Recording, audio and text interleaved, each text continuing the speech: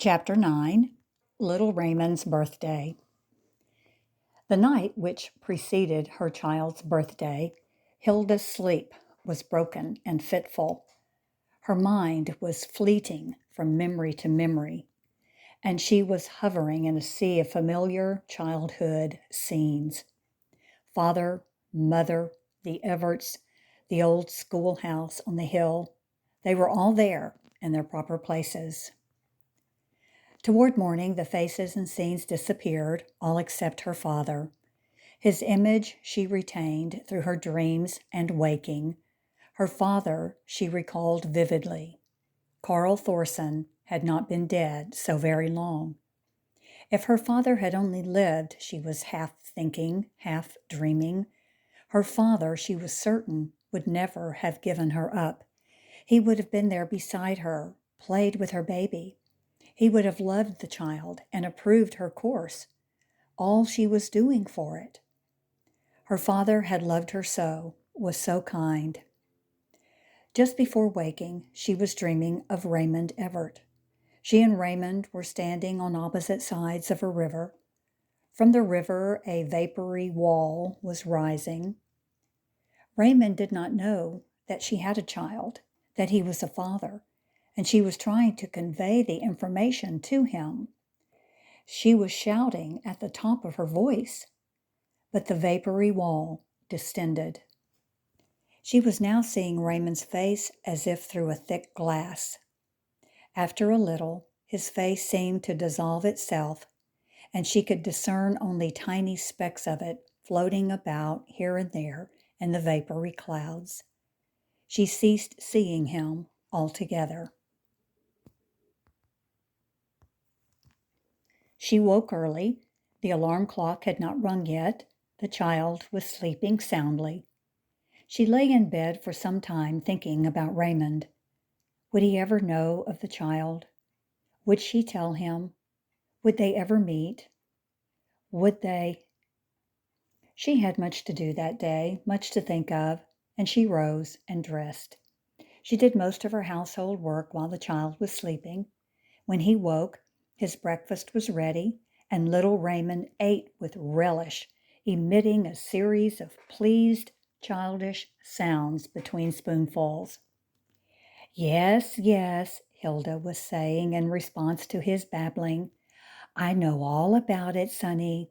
Oh, yes, we're getting to be a great big boy. We are 1 year old today, and we want some presents. Yes, yes, we shall get some nice birthday presents today. So we shall." As she was dressing him for the day nursery, the child's face became serious. It always did before parting. She tickled him under the chin, and he laughed once more. The smile which came into her own eyes was a fleeting one. It died before it had fully broken. When the child was ready, Hilda stepped up to the mirror to adjust her clothes and lingered before it longer than was her wont, surveying herself dreamily. She had been a mother for 1 whole year, and for nearly 2 months she had been keeping house for herself and her baby. Had she changed much? The year had changed Hilda even more than her scrutiny of herself revealed. It had given her a certain firmness physically, which she had before possessed merely in outline. Her frame was wider. She had weaned the child 3 months earlier, but her breasts had retained their fullness. Her chest and neck were stronger. Into her face, too, a change had come, especially around the eyes. She had not exactly aged, but she had grown maturer.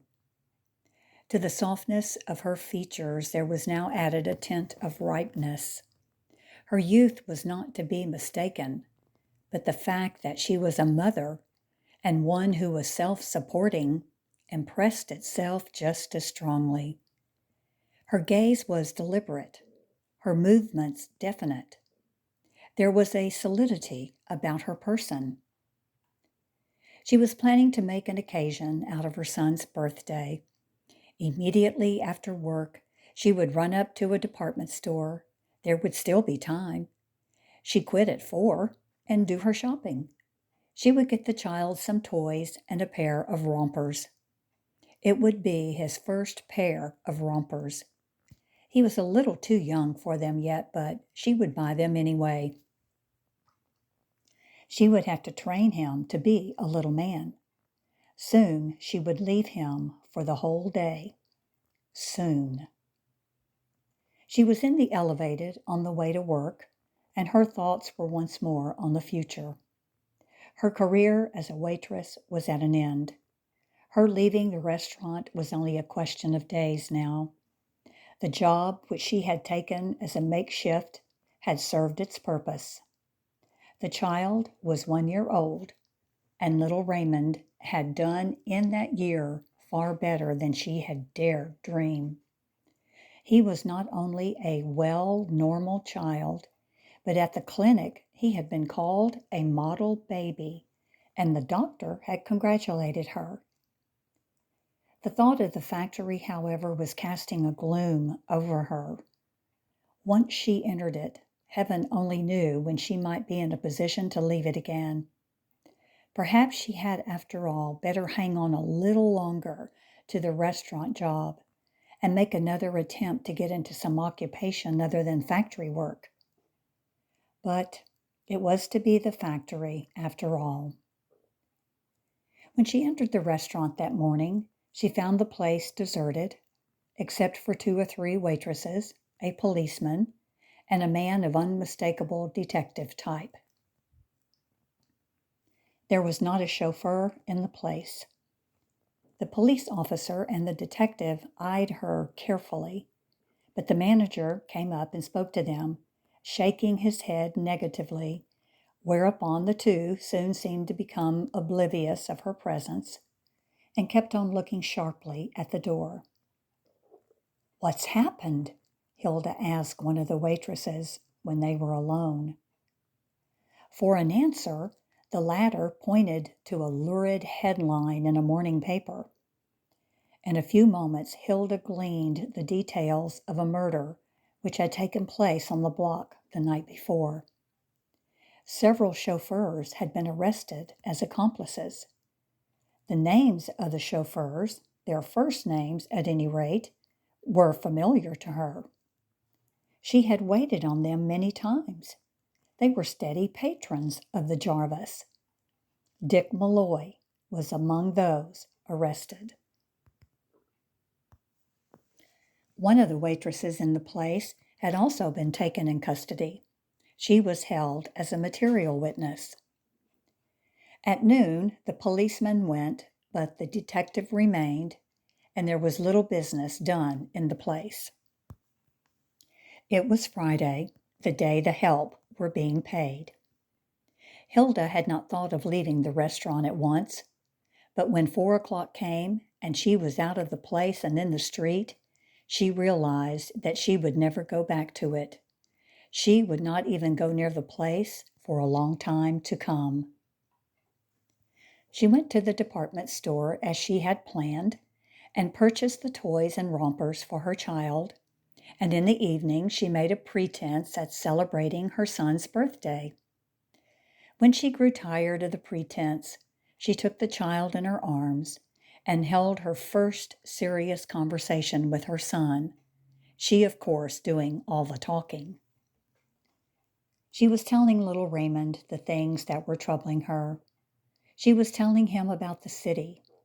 New York was like the ocean. There were all sorts of fishes in it, all sorts of people. There were bad people, men who preyed upon the helpless and the innocent, who sought to destroy them. One had to be on guard always against these men. She was on guard, and she would shield him.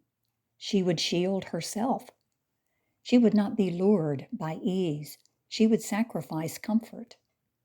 No work would be too heavy for her in the future. The child was accustomed to her baby talk with him and knew how to respond to her smiles and caresses. This, however, was something different, something his little brain could not grasp. He looked up to her a few times and smiled, but there was no encouragement in her eyes. Her sadness finally communicated itself to the infant. His little face began to quiver, and he broke out in a loud cry. Hilda shook off her mood, kissed away the child's tears, and soon crooned him into a peaceful slumber. It was well toward midnight by the time she herself fell into an exhausted sleep. In Chicago at that hour, Raymond Everett and his mother were leaving the community house in the Stockyards district. The settlement's educational activities among immigrants had come to a close for the summer, and the event was celebrated with a reception to which a number of people, men and women, socially prominent, had been invited. Raymond had brought his mother to the reception at the urgent solicitation of Maud Straight. From the moment Mrs. Everett entered until she left, she was made to feel as if she were the guest of honor of the occasion. Miss Straight never left her side for an instant.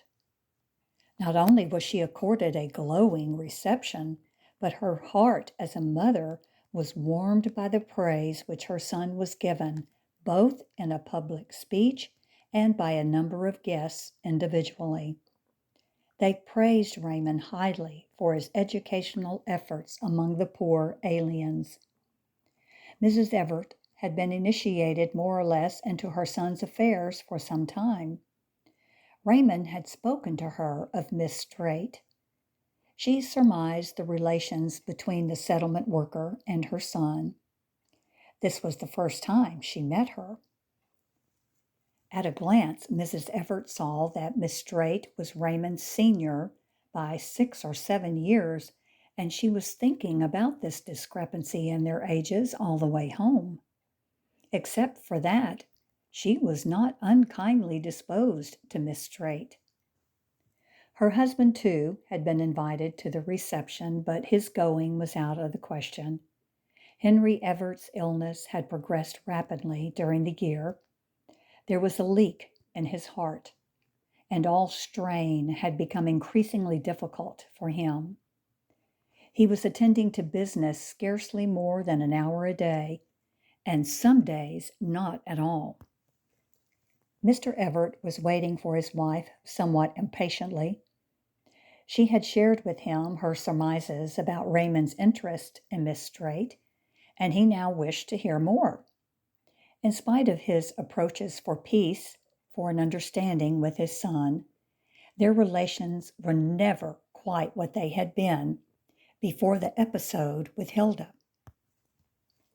Raymond could not overcome a certain shyness for his father, and Mr. Everett had come to depend almost entirely upon his wife for a knowledge of the things his son was thinking, doing. This grieved him sorely. Raymond was his youngest son, the only one whose career was still in the making, to whom his wealth might still mean much in a social way, and he was outside the boy's confidence. When Mrs. Everett reached home and they were alone in their room, she described Miss Straight to him, appearance, age, and all. "And do you think there is something between them?" her husband asked. "Why, they seem very friendly," she answered. "They are friendly?" "Yes, I think she likes Raymond." "And he?" Mrs. Everett hesitated for some moments. Finally, she spoke. "You know how he's been in the past 2 years. He's always backward." A silence followed. "Do you think she is the proper person for him to marry?" Everett resumed. His wife had anticipated the question. She had been thinking a good deal about it. "How shall I say?" she began. "Miss Straight is not what you might call a slip of a girl. She's not a girl just out of high school. She is a lady. They say her father is a professor. Anyway, she's dignified. She has the school teacher look about her. You would take her to be a principal. She's that earnest at times. But she's pleasant to talk to all the same, and she likes Raymond. You can see that. I suppose, Mrs. Everett continued after some reflection, if their ages were reversed, if she were, say, 25 and Raymond was 30 or 31, they might make an ideal couple.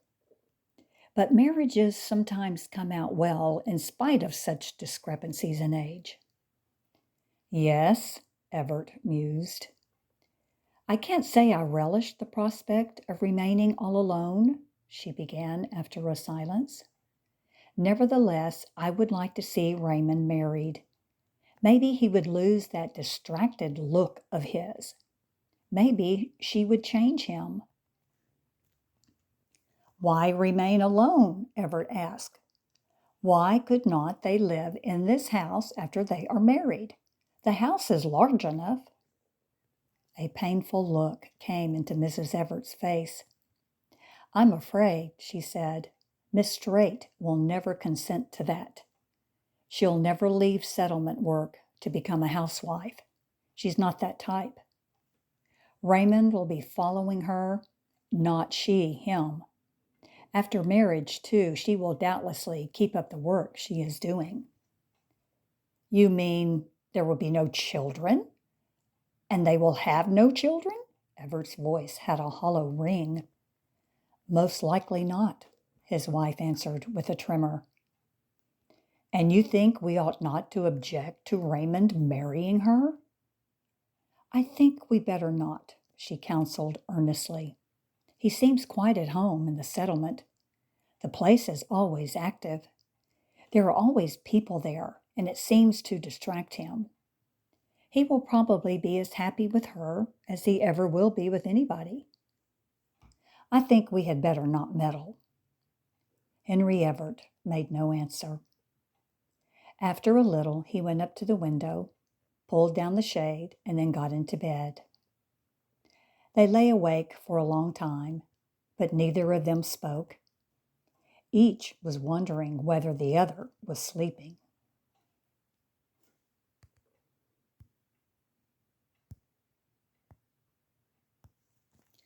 Maud Straight, after Raymond and his mother had left the settlement that evening, felt the need of talking to someone.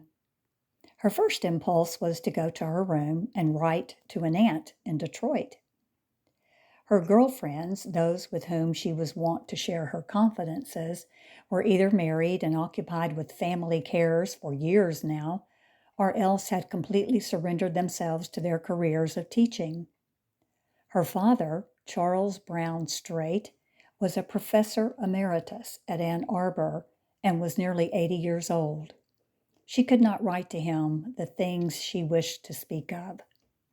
The impulse to write flickered out quickly. She decided on a walk and was going to call one of the other young women residents. But in this, too, she changed her mind. Instead, she called a Finnish girl who was doing the work of a maid, but who, in accordance with the democratic rules of the settlement house, had the status of a resident, to go with her. They strolled through the dark streets of the neighborhood for some time. Neither of them said much. Miss Straight would not condescend to discuss intimate affairs with the immigrant girl, and the girl was too shy to start a conversation. The streets were deserted. They were in the heart of a working men's district, and folks went to bed early. Here and there, however, a pair of lovers could be seen standing, clinging to each other in a parting embrace. The Finnish girl began to hum something softly. Miss Straight did not disturb her for some time, but the monotone of the melody finally took hold of her. There was a strange swaying quality in it, like the mourning for something irretrievably lost, lost youth, lost happiness, lost love. What is it you are singing? She asked. Oh, that, the girl said with slight embarrassment. That's a verse from an old song. My mother used to sing it when I was a child. I know only that one verse. Miss Straight asked her to translate it. The verse ran as follows. O you clime and city distant, O you dear and native shore, O you maiden of my homeland, I cannot sleep for love of you. They started for home. Miss Straight was thinking of Raymond Everett. He would never pine for her like that. He had a tender heart, that she knew. He loved children, babies. He could look at them for hours. But he was not a lover. He was not showing her any tenderness. If she made no attempt to keep him, he would drift away. Was it her fault? Was it? It had been thus with her always, ever since she was in high school, ever since she was a little girl. The boys always said hello and passed her by. And yet she was good looking, better looking than some of the other girls who were sought after. And she was smarter than they. Was it her fault? Or was it maybe because her parents had married so late in life? Her mother was 40, her father a few years older when they married. Was it that? They had reached the house. When she was in her room, she slipped into a soft silk kimono and stood a long time before the mirror. Without her corset and with her hair loose, without the artificial vivacity and smile which she put on every morning as one does a dress, and did not take off again until she was alone in her room, she looked her age, her full 32 years. She was wondering how she and Raymond would look as husband and wife. She sighed.